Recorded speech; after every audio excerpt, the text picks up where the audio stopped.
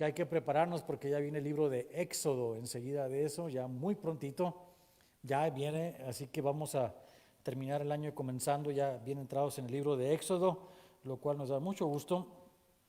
Y para empezar quisiera nomás leer un solo verso, pero no de Génesis, sino de Hebreos capítulo número 11, el verso número 21. Verso número 21. Dice, por la fe Jacob, al morir, bendijo a cada uno de los hijos de José y adoró apoyado sobre el extremo de su bordón. Este es un verso que vamos a ver en este día, en nuestro estudio de estos dos capítulos, 48 y 49 del libro de Génesis, y vamos a entender a lo que se refiere este verso que está incrustado en lo que llamamos el Salón de la Fama de la Fe, ¿verdad?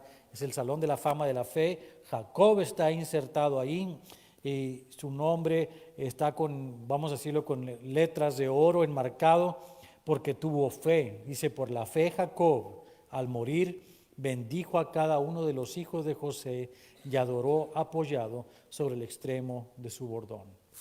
Yo me pongo a pensar en una persona como Jacob, una persona que vivió en su juventud como una persona que quería vivir la vida al extremo, sacar ventaja de todo. Y si eso implicaba hacer trampa, si eso implicaba mentir, si eso implicaba robar y hacer una serie de cosas malas, Jacob no se detuvo para lograr sus objetivos. Ese tipo de persona era Jacob. Pero vemos que al pasar de los años, con los golpes de la vida y con las intervenciones aquí y allá de Dios en su vida, Jacob empieza poco a poco a moldear su camino, hasta que llega un día en que tiene un encuentro con su Salvador. Es un encuentro que tuvo en un lugar, en Peniel, ese encuentro en el que luchó con él, hombro con hombro, contra él, hasta el rayar el alba. Y en ese momento el Señor le tocó, en su muslo se dislocó y se acabó la guerra, ¿verdad? El pleito que tenía. Obviamente el Señor lo pudo haber hecho polvo, aniquilado, pero estaba mostrando algo en la fe, estaba trabajando en la fe de Jacob. Y ya no fue su nombre Jacob, sino fue su nombre Israel, porque luchó con Dios y prevaleció. Y entonces la vida de Jacob empezó a cambiar lentamente, un proceso de santidad en el que empezó a dar pasos de fe poco a poco. Cayó muchas veces todavía, lo podemos leer en todos esos capítulos que leímos en Génesis. Vimos a un hombre que sufrió y luchó por la fe y le costó trabajo salir de donde estaba en su primera etapa de la vida. Así que esa segunda etapa de la vida fue una etapa de ir y venir, ir y venir. Avanza un poco en la fe, regresa otra vez, avanza un poquito y se regresa otra vez. ¿Cuántos de nosotros nos encontramos todavía en esa etapa, verdad? Que avanzamos, parece que vamos bien y de repente, para atrás otra vez. Y decimos, ¿hasta cuándo? Pero ya vimos al final del libro de Génesis, cuando Jacob ya regresa a ver, bueno, no regresa, sino va a Egipto, perdón, a ver a su hijo José, vemos a un Jacob diferente, vemos a un Jacob que es humilde, que se presenta delante de Faraón como un hombre que no ha hecho nada bueno en toda su vida, dijo. Mis años son pocos y malos, dijo, confiando en que él no tenía que haber hecho nada, nada había en su haber, sino por el contrario, todo lo debía.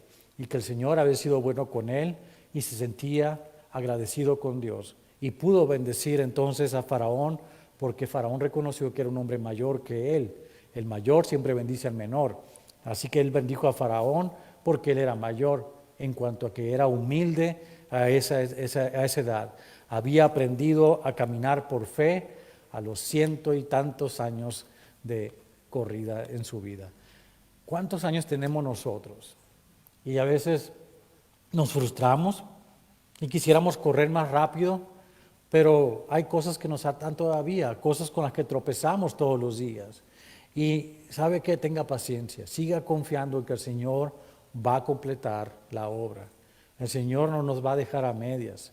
El Señor quiere que seamos una copia de su Hijo Jesucristo y Él se va a encargar de hacer eso. No somos nosotros, es Él el que lo hace nosotros. Solo nosotros tenemos que confiar en Él y dejar que Él obre nuestras vidas y caminar por fe. No por vista, sino por fe. Ese es el caminar del cristiano. Ese es como debemos de ser, confiar en el Señor de que nos va a llevar a buen término. En el capítulo 48 que vamos a leer en este momento, unos cuantos versos juntos, vamos a encontrar a este Jacob humilde, caminando en fe completamente, pero ya también listo para partir. Imagínese la vida de este hombre que escuchó las historias de su padre Isaac, de su abuelo Abraham, acerca de las cosas que ocurrieron con ellos, de lo que ocurrió cuando Noé salió del arca y sus hijos se llenaron toda la tierra, la torre de Babel, le contaron lo que ocurrió con Noé antes del diluvio, cómo habían sucedido todas las cosas durante generaciones, la perversidad de la humanidad, hasta llegar a Set, y antes de Set llegar a Abel, Caín, Adán y Eva.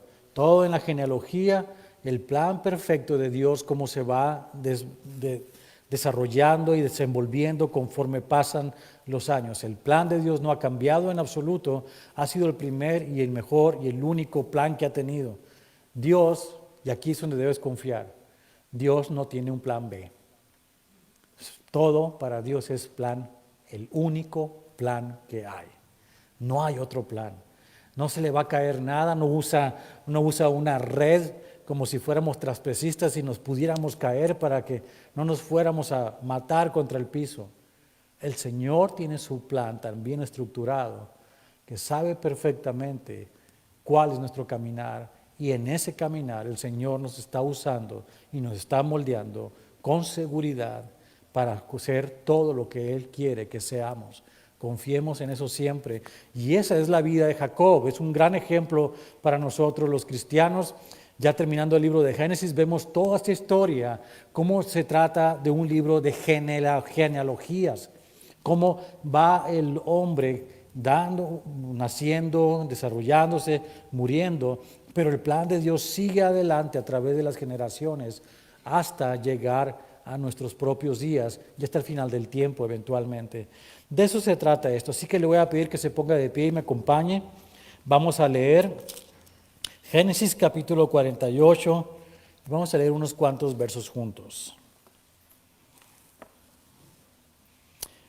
Sucedió después de estas cosas que dijeron a José: He aquí tu padre está enfermo. Y él tomó consigo a sus dos hijos, Manasés y Efraín, y se le hizo saber a Jacob, diciendo: He aquí tu hijo José viene a ti. Entonces se esforzó Israel y se sentó sobre la cama. Y dijo a José: El Dios omnipotente me apareció en la tierra de Canaán, y me bendijo. Y me dijo: He aquí yo te haré crecer y te multiplicaré, y te pondré por estirpe de naciones, y daré esta tierra a tu descendencia después de ti por heredad perpetua. Y ahora tus dos hijos, Efraín y Manasés, que te nacieron en la tierra de Egipto, antes que viniese a ti a la tierra de Egipto, míos son, como Rubén y Simeón serán míos. Y los que después de ellos has engendrado serán tuyos, por el nombre de sus hermanos serán llamados en sus heredades. Porque cuando yo venía de Padán Aram, se me murió Raquel en la tierra de Canaán, en el camino, como media legua de tierra viniendo a Éfrata, y la sepulté allí en el camino de Éfrata, que es Belén. Y vio Israel los hijos de José, y dijo: ¿Quiénes son estos? Y respondió José a su padre: Son mis hijos que Dios me ha dado aquí. Y él dijo: Acércalos ahora a mí y los bendeciré. El que tiene oídos para oír, que escuche lo que el Espíritu habla en esta noche a su iglesia.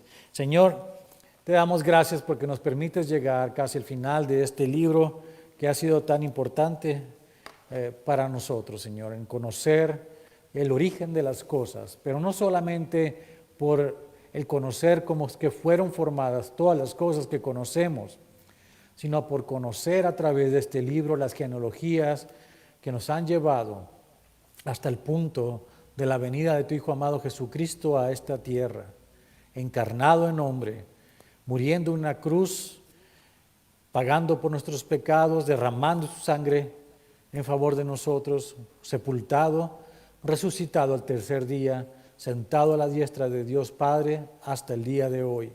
Y Señor, también esperamos que vuelvas pronto en las nubes, como dice tu palabra, y nos redima a todos, nos salve, nos lleve a casa donde Él está. Y Señor, te damos gracias porque eres bueno para hacer estas cosas.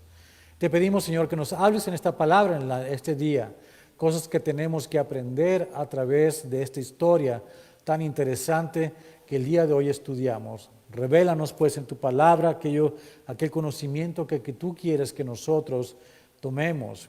Y te damos gracias por la llenura de tu Espíritu Santo que nos revela estas cosas. Gracias te damos por eso, Señor hermoso, en el nombre de Jesucristo. Amén. Puedes sentarse. Bien, entonces tenemos que, dice, después de estas cosas, después de los 17 años que todavía Jacob o Israel, como quiere llamarle, vivió en Egipto, ya fue tiempo entonces para que él dejase este mundo y llama a su hijo para que vaya y con sus nietos para que pueda entonces bendecirlo. Es algo importante, es lo mismo que pasó con él, es lo mismo que pasó con su padre, con su abuelo y así todas las generaciones atrás, de pasar la bendición de generación a generación. Pero aquí vamos a aprender algo bien interesante acerca de la herencia que Dios da, la herencia que Dios transmite a sus hijos en lo espiritual, a sus hijos adoptados como somos tú y yo.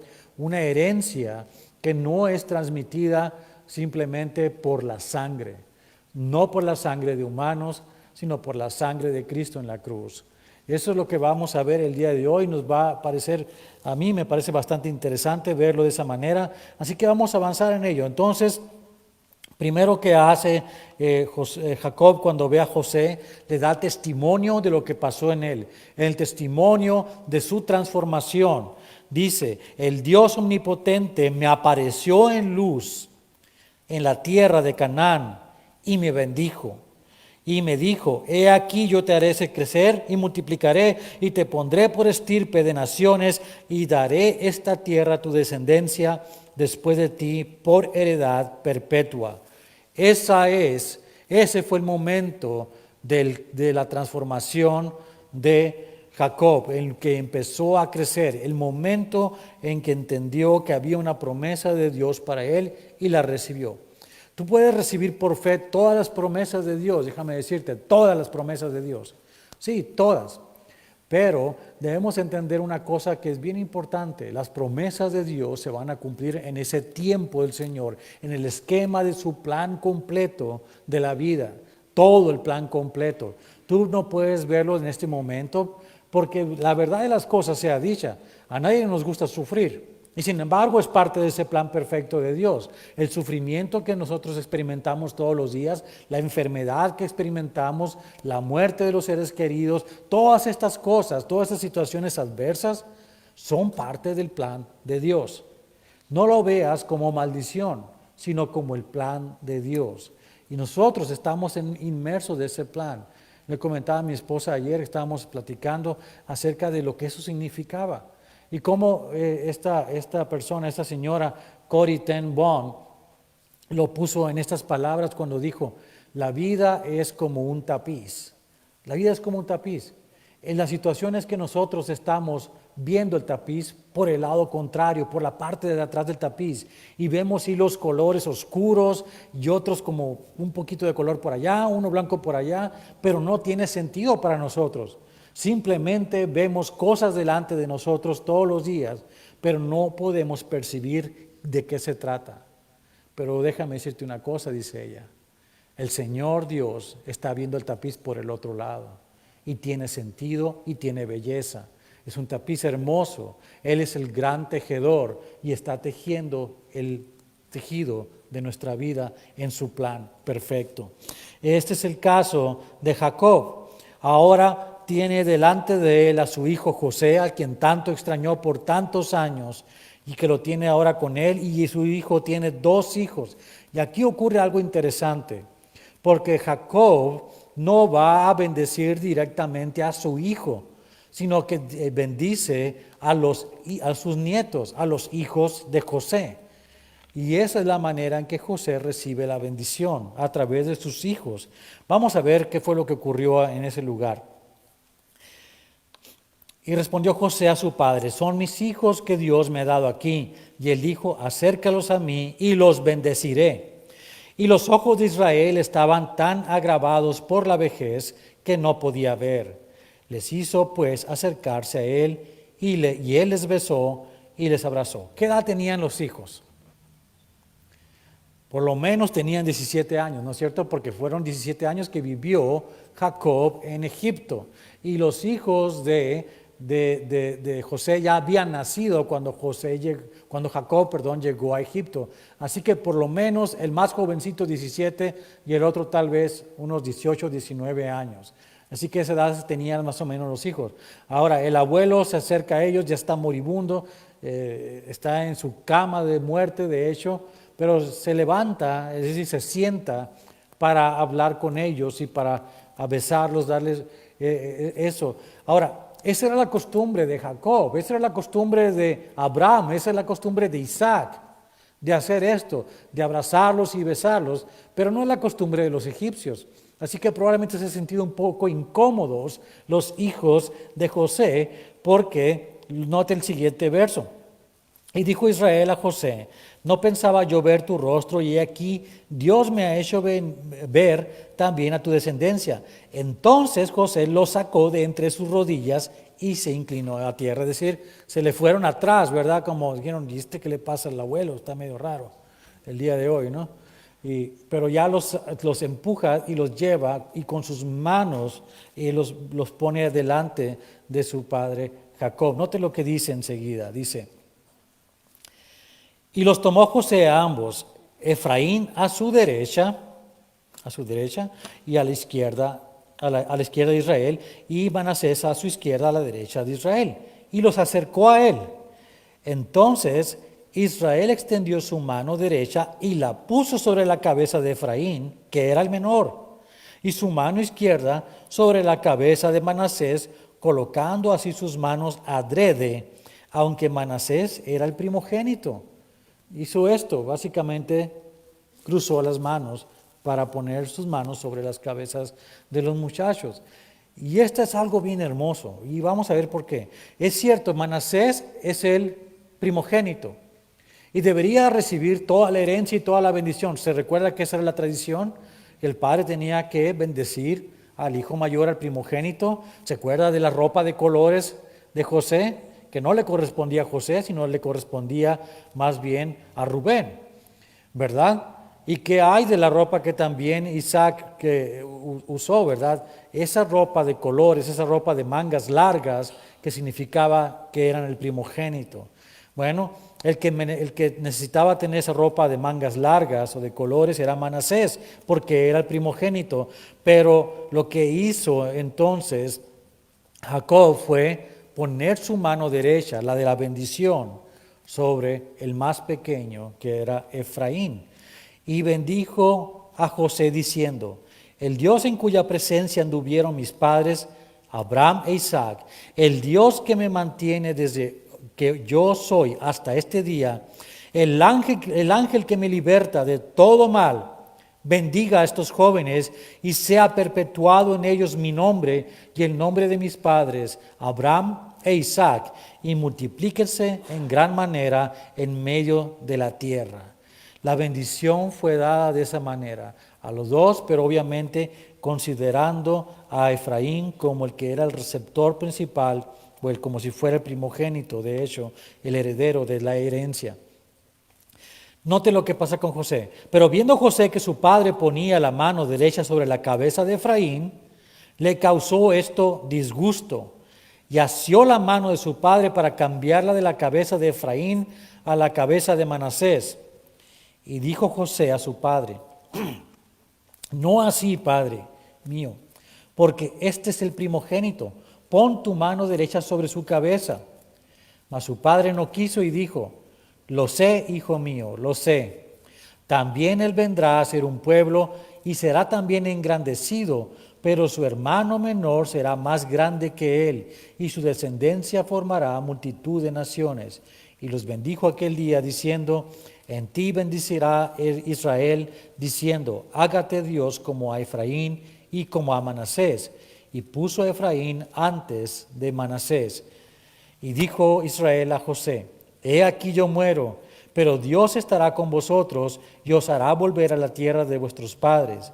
Y yo te he dado a ti una parte más que a tus hermanos, la cual tomé yo de mano del amorreo con mi espada y con mi arco. Esa parte de la que está hablando obviamente fue la parte que van a recibir Efraín y Manasés.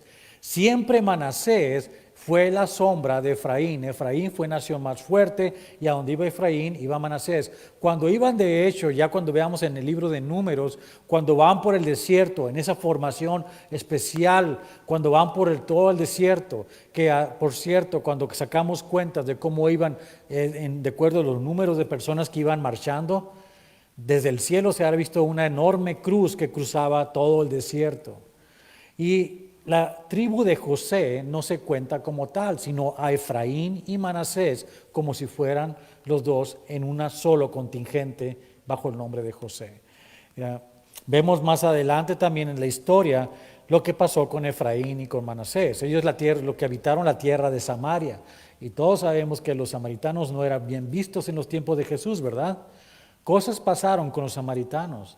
Los descendientes de Efraín y Manasés en un tiempo determinado traicionaron a Israel y separaron, y hubo división. Por eso no fueron bien vistos. Se coludieron con los asirios, por cierto. Así que eso vamos a verlo mucho más adelante cuando está leyendo usted en el libro de Reyes, en Crónicas, va a poder encontrar qué fue lo que hicieron ellos. Y podemos ver más del contexto histórico. Pero por lo pronto la bendición fue para ellos, una bendición que llega hasta nuestros días. Porque hoy en día, es cierto, no podemos saber de los judíos que conocemos quién pertenece a cuál tribu. Es difícil que una persona que se llame judía el día de hoy te diga: bueno, es que yo soy de la tribu de Efraín, o soy de la tribu de Benjamín o de Judá. No lo pueden decir porque ya después de que hubo la diáspora, se perdieron los récords, las historias, los registros de los nacimientos, y ya nadie supo de qué tribu pertenecía. Pero las 12 tribus están todavía, esa es la realidad de las cosas. Ahora, considerando esto, que son 12 tribus, y José era uno de los de las 12 tribus, pero la palabra de Dios dice que Efraín y Manasés son los que toman el nombre de José. Tendríamos 13 tribus, ¿no es cierto? ¿Qué pasa con eso? Bueno, lo que pasa es que vamos a ver en el capítulo 49, que voy a comenzar ahora, que algo ocurrió con una de esas tribus que no fue contada como tribu en cuanto al número de personas y en cuanto a la posesión de la tierra. Todo el contexto de señalar cuáles eran las tribus de Israel tenía que ver con la posesión de la tierra, cómo Dios había de distribuir la tierra de manera que las 12 tribus ocuparan toda la tierra prometida. Pero una tribu, se va a dar cuenta ahora mismo que empecemos a leer capítulo 49, que una tribu no ocupó una posesión de tierra. ¿Cuál es? Tarea para 2 minutos en adelante. Sí, continuamos ahora con el capítulo 49. Y llamó Jacob a sus hijos. Una vez que hizo esto con José, note la prioridad que le dio a José, los hijos de José primero y después el resto de los hijos. Ya la contestó mi hermano por allá, dijo: ya sé, allá le va. Y llamó Jacob a sus hijos y dijo: juntaos y os declararé lo que os ha de acontecer en los días venideros. Es decir, Jacob, lleno del Espíritu, estaba por profetizar, estaba por hablar las cosas que iban a ocurrir con sus descendientes por el resto de la historia hasta que el Señor nos lleve a todos a la eternidad. Eso es lo que estaba por descubrir en ese momento. Iba a profetizar sobre sus hijos. Obviamente nadie profetiza porque tenga un poder especial, sino porque Dios es el que habla a través de uno. En este caso, Dios iba a hablar a través de Israel a sus hijos de esta manera. Juntaos y oíd, hijos de Jacob, y escuchad a vuestro padre Israel. Note que son hijos de Jacob, pero los llama que su padre es Israel, es decir, una persona transformada por el poder del Señor. Rubén, el primogénito, ¿verdad? Tú eres mi primogénito, mi fortaleza y el principio de mi vigor. Esas palabras, el principio de mi vigor. Lo que le está diciendo Rubén es, tú eres lo que yo era antes de mi encuentro con el Señor. Tú eres esta persona que busca hacer las cosas de la carne. Eso es lo que le estaba diciendo a su hijo Rubén. Y continúa diciendo, principal en dignidad, principal en poder. Impetuoso como las aguas, no serás el principal. Impetuoso como las aguas. ¿Qué nos enseña el mar a nosotros que vivimos en California cuando vienen esas olas tremendas? Que el mar no puede ser contenido por las obras del hombre, ¿verdad? Queremos construir casas a un lado de la playa y el mar dice, yo por aquí paso. Va y viene y se mueve como a placer, ¿verdad?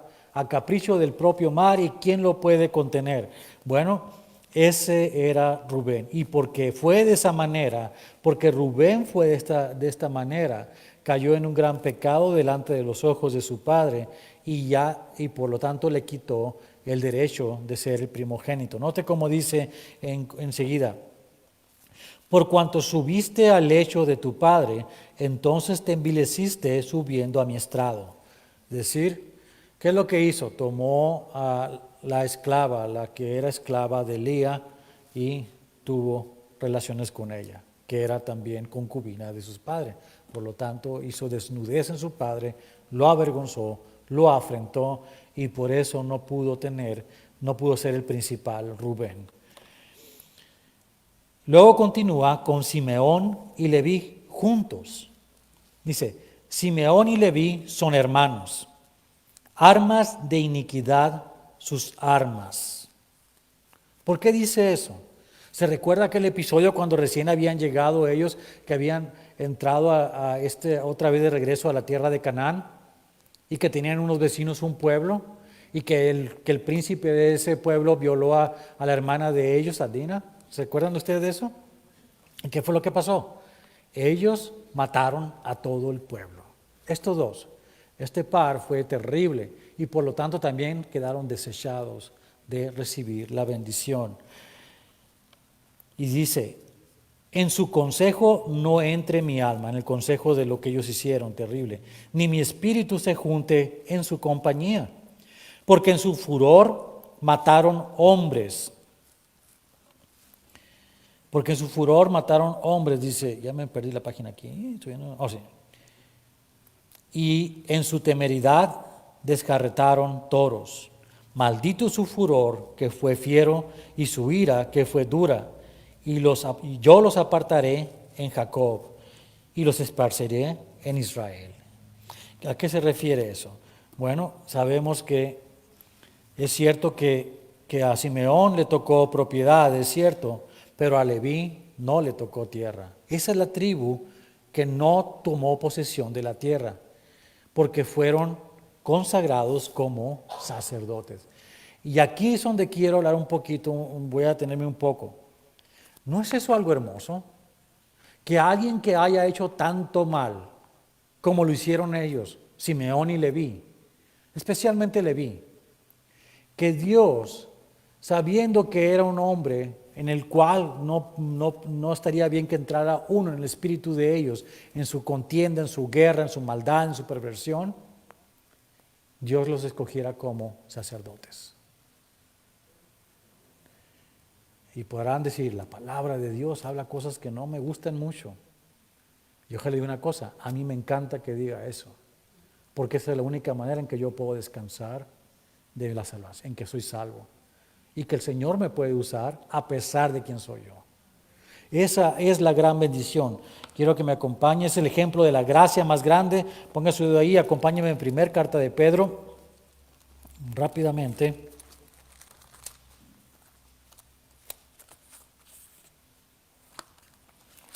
En el capítulo número 1,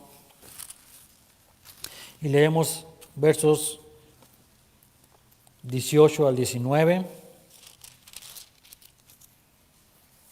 Y luego también en el capítulo 2 un poquito. Dice: sabiendo que fuisteis rescatados de vuestra vana manera de vivir, como Leví, la cual recibiste de vuestros padres, no con cosas corruptibles, como oro o plata, sino con la sangre preciosa de Cristo, como de un cordero sin mancha y sin contaminación.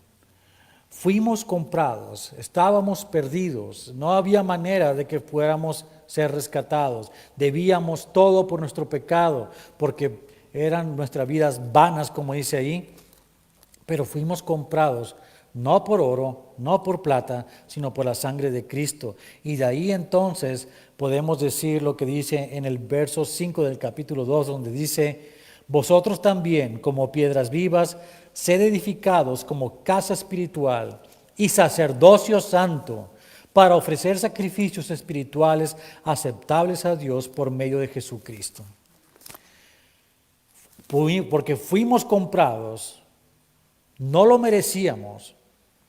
Ninguno de nosotros podíamos ser sacerdotes por nuestras buenas obras. Somos sacerdotes del Señor todos nosotros por la sangre de Cristo.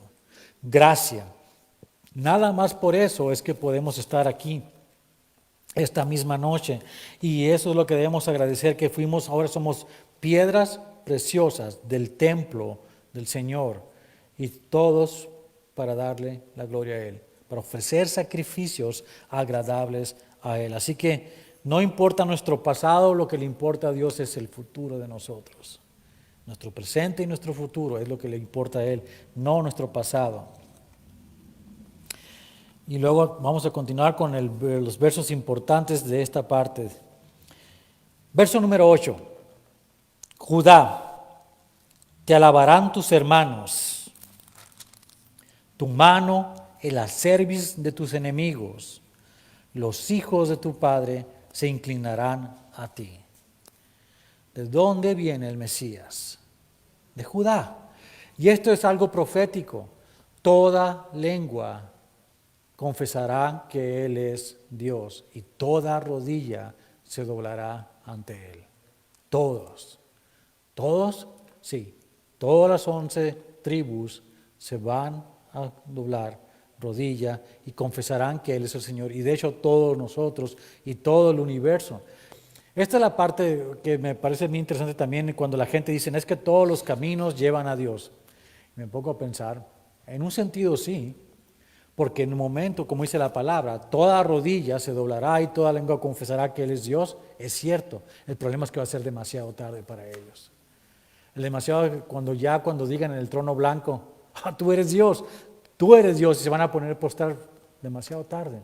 Sus nombres no están escritos en el libro de la vida. Esa es la realidad. Pero entonces tenemos que todos sus hermanos se iban obviamente a inclinar a Él. Fue Judá el que recibió esa herencia, de la cual el plan de Dios obviamente, aunque también se recuerda había cometido un gran pecado, ¿verdad? Bueno, ese es el plan de Dios. Cachorro de león, Judá. Y de ahí viene el nombre de león de la tribu de Judá para Cristo. De la presa subiste, hijo mío, se encorvó, se echó como león, así como león viejo. ¿Quién lo despertará? Toda lengua confesará que Él es Dios, que Él es Señor. El verso 9 es una profecía mesiánica bien importante en ese sentido, así es como le conocemos. Pero note lo que ahora vamos al verso 10, ¿qué dice? No será quitado el cetro de Judá. Eso habla de ser rey, un rey eterno. Jesús es el rey eterno, el rey eterno. No será quitado el cetro de Judá, ni el legislador de entre sus pies. Toda la ley, la palabra, viene de parte de Él. Nunca será quitada, hasta que venga Silo. Esta es la parte que vamos a ver un poco con detalle. La palabra Silo en el idioma hebreo significa 3 cosas básicamente. Una significa como la persona que está en eminencia como gobierno, significa legislador, Pero hay otras dos palabras que también son interesantes en esto, dos connotaciones más. Una es descanso y la otra es tranquilidad. ¿Cuándo habría de dejar la ley de ser lo que rigiera nuestra manera de vivir para que la gracia abundara ahí donde nosotros fallamos? Cuando vino Silo. ¿Quién es Silo? Jesús, el gobernador del universo entero, el que es nuestro descanso, el que es nuestra tranquilidad. En Mateo capítulo 11, 28 dice claramente, venid a mí todos aquellos que están cansados, ¿verdad? Yo os haré descansar. Mi carga es ligera. Entonces, Él es nuestro descanso y a Él se congregarán los pueblos. Y aquí estamos nosotros por esa profecía. Note que no dice se congregarán los hijos de Israel, se dice los pueblos. Todos nosotros que somos gentiles nos congregamos a Él por eso que Él hizo por nosotros. Verso 11, intrigante. Atando a la vid su pollino y a la cepa el hijo de su asna. Lavó en el vino su vestido y en la sangre de uvas su manto. Sus ojos rojos del vino y sus dientes blancos de la leche. ¿A qué se refiere esto? Isaías capítulo número 63 nos da una pista. Isaías 63, verso número, y no te lo tengo aquí, verso número 2. ¿Por qué es rojo tu vestido y tus ropas como del que ha pisado en lagar? Voy a leerlo un poco más atrás, voy a leer el verso número 1 para que tenga mejor sentido. ¿Quién es este que viene de Edom, de Bosra, con vestidos rojos? Este hermoso en su vestido que marcha en la grandeza de su poder. Yo, el que hablo en justicia, grande para salvar. ¿Por qué es rojo tu vestido y tus ropas como del que ha pisado en lagar? He pisado yo solo el lagar, y de los pueblos nadie había conmigo. Los pisé con mi ira y los hollé con mi furor, y su sangre salpicó mis vestidos y manché todas mis ropas. Porque el día de la venganza está en mi corazón y el año de mis redimidos ha llegado. Ese es el Señor Jesucristo en su segunda venida. Es en su segunda venida que Él va a estar bañado en sangre en su ropa, en la sangre de sus enemigos. La primera vez su sangre fue derramada para pagar por nuestros pecados, pero la segunda vez sus vestidos no van a estar manchados con su propia sangre, sino con la sangre de todos aquellos sus enemigos. Como lo quiere ver, vaya conmigo a Apocalipsis capítulo número 19, versos número 13, y va a encontrar lo que va a ocurrir justo en el momento que el Señor venga a la tierra, en esa guerra que dice ahí, la última guerra. El verso 11 en adelante dice, entonces vi el cielo abierto y aquí un caballo blanco, y el que lo montaba se llamaba Fiel y Verdadero, y con justicia juzga y pelea. Sus ojos eran como llama de fuego, y había en su cabeza muchas diademas, y tenía un nombre escrito que ninguno conocía, sino él mismo. Estaba vestido de una ropa teñida en sangre, y en su nombre es el Verbo de Dios. Y los ejércitos celestiales, vestidos de lino finísimo, blanco y limpio, le seguían en caballos blancos. De su boca sale una espada aguda para herir con ella a las naciones, y él las regirá con vara de hierro, y él pisa el lagar del vino del furor y de la ira del Dios Todopoderoso. Y en su vestidura y en su muslo tiene escrito este nombre: Rey de Reyes y Señor de Señores. Esa profecía desde Jacob hasta el final de los tiempos. Es asombroso que la Biblia se haya escrito durante 1500 años, en un lapso de 1500 años, por más de 40 autores, y que todo el mensaje coincida de principio a fin, porque es el plan de Dios, es cómo Él se revela a nosotros y nos está diciendo lo que va a hacer, porque ese es su plan para nosotros.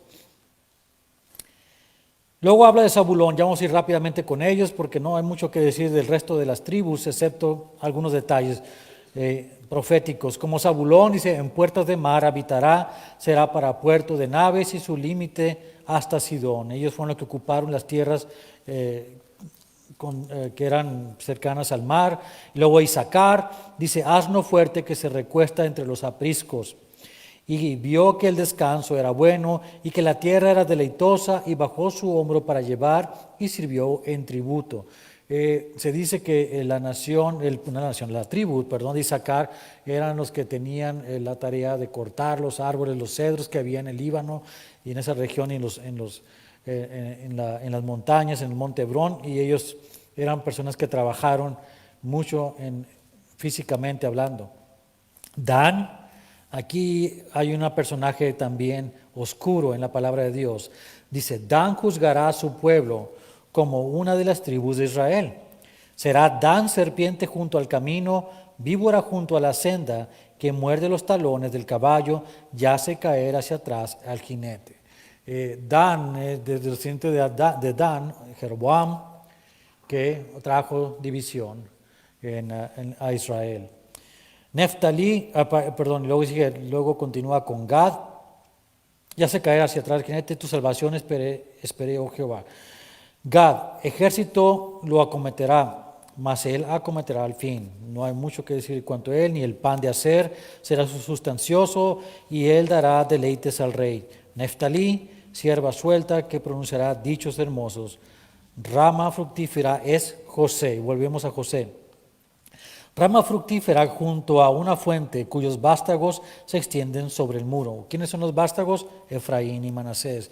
Le causaron amargura y le asetearon, le aborrecieron los arqueros, mas su arco se mantuvo poderoso y los brazos de sus manos se fortalecieron por las manos del fuerte de Jacob. Aquí nos está hablando, ¿quién es el fuerte de Jacob? El Señor, ¿verdad? Porque el Señor fortaleció a José en su esclavitud, en estar preso, es que logró hacer todo lo que hizo. Dice, ahora, pero aquí habla del Señor, dice que Él es fuerte, es el fuerte. Y luego dice, por nombre del pastor, la roca de Israel. Otro, ¿quién es el pastor de pastores? Lo leemos en el Salmo número 24 y lo leemos también en la segunda carta de Pedro, y entendemos que Él es el pastor de pastores, el Señor mismo, y Él es la roca también, la roca que despreciaron los constructores, que vino a ser la roca principal, la roca angular. Por el Dios de tu Padre, el cual te ayudará.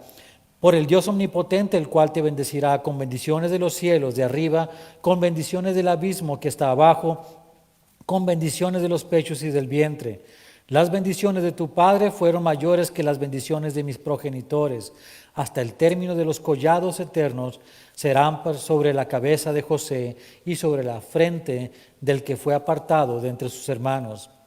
Benjamín es lobo arrebatador, a la mañana comerá la presa y a la tarde repartirá despojos.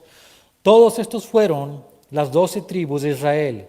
Y esto fue lo que su padre les dijo al bendecirlos. A cada uno por su bendición los bendijo. Les mandó luego y les dijo, yo voy a ser reunido con mi pueblo.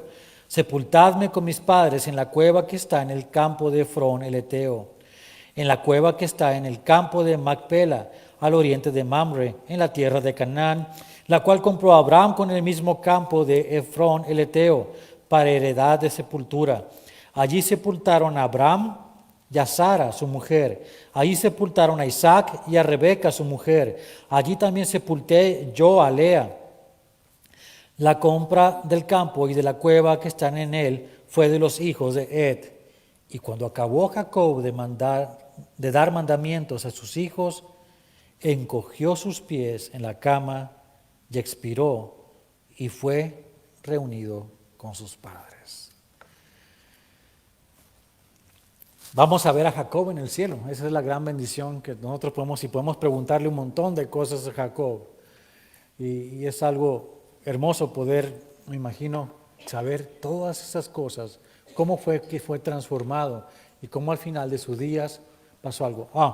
Y no les leí el último verso que quería leerles. Vaya otra vez rápidamente, antes de cerrar su Biblia, a Hebreos. Porque vemos a Abraham, vemos a Isaac, y vemos a Jacob, y vemos inclusive a Jacob, a José y a los demás. Pero podemos decir esta esto de todos ellos.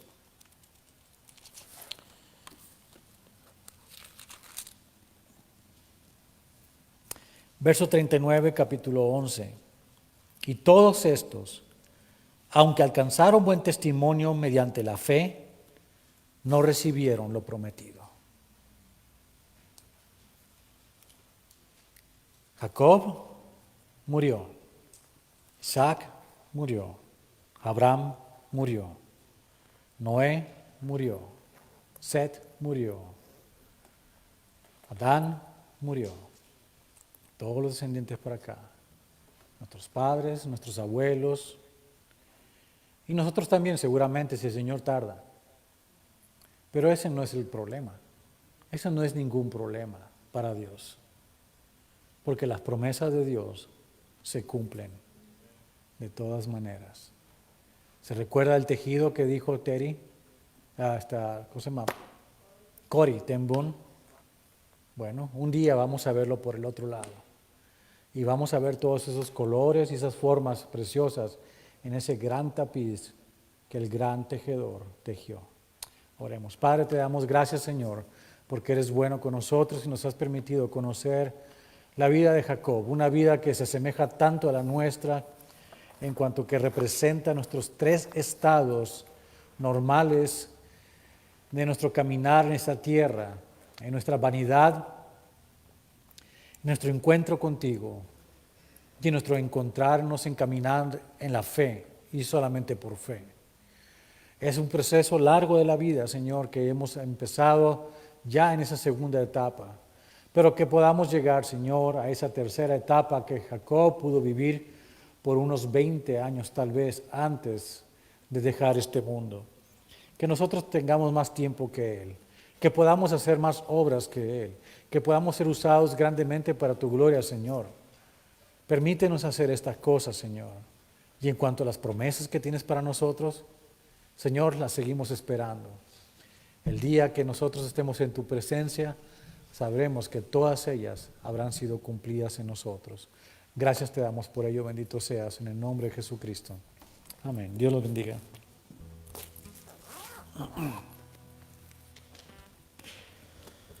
Bueno, entonces, ¿por qué no se pone de pie? Vamos a terminar alabando a nuestro Señor y no hay nada mejor que alabar su santo nombre. Amén.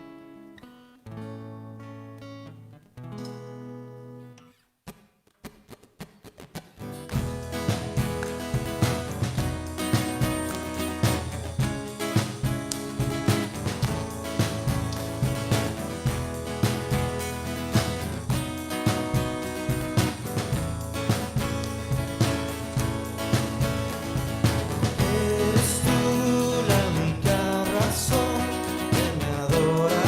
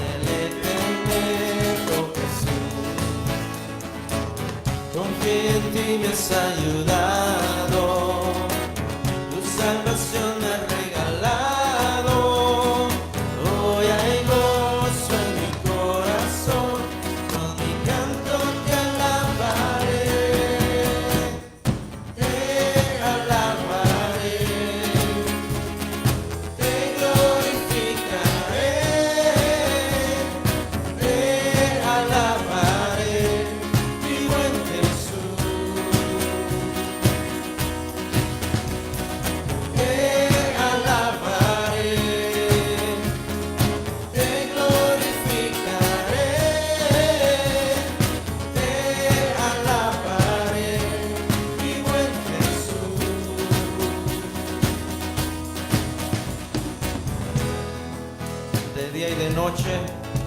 Alabamos a nuestro Señor.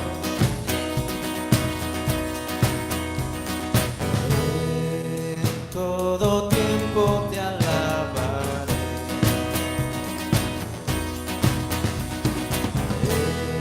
En todo tiempo te adoraré. En todo tiempo. En todo tiempo te alabaré.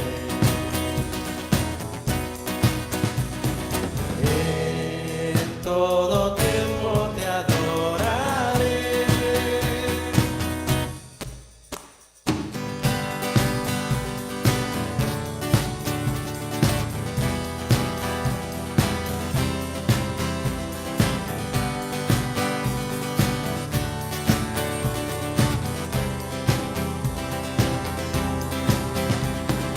Te alabaré,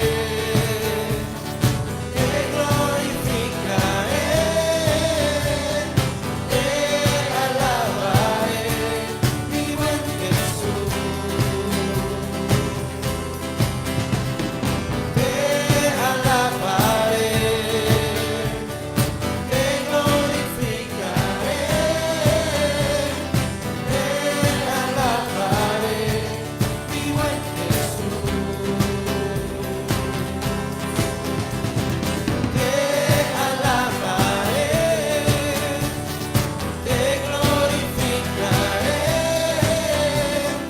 te alabaré, mi buen Jesús. Así es, Señor Padre Santo. Te alabamos por siempre, Señor, porque solamente tú eres digno, Señor. Gracias te damos, Señor, por esta noche. Gracias por tu palabra, Señor, que nos muestra y nos enseña ese plan perfecto que está desde siempre, Señor. Desde antes de que existiera este mundo, tú ya tenías ese plan perfecto. Gracias, Señor. Te damos en nombre de tu Hijo Jesús. Amén.